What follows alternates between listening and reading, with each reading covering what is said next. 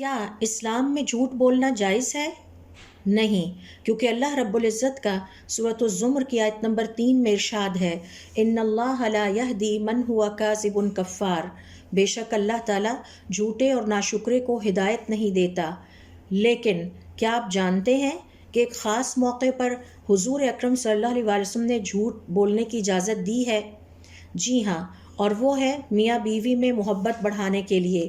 حضرت ام کلثوم بنت عقبہ رضی اللہ تعالی عنہا سے روایت ہے، میں نے رسول اکرم صلی اللہ علیہ وسلم کو فرماتے ہوئے سنا، جھوٹ بولنا صرف 3 مواقع پر جائز ہے۔ نمبر 1 جنگ میں، نمبر 2 صلح کروانے کے لیے، نمبر 3 اور شوہر کا اپنی بیوی سے اور بیوی کا اپنے شوہر سے، یعنی محبت بڑھانے کے لیے۔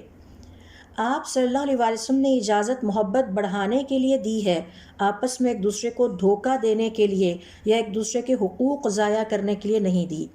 اور اس کا مطلب کیا ہے؟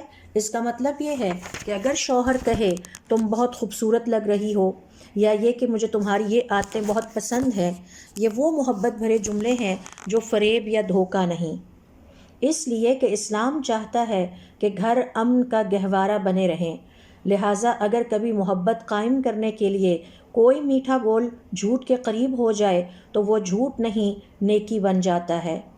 اصل جھوٹ وہ ہے جو دل توڑ دے، اور اصل سچ وہ ہے جو محبت کو جوڑ دے۔ یاد رہے، رشتے سچ سے نہیں اخلاص سے جڑتے ہیں۔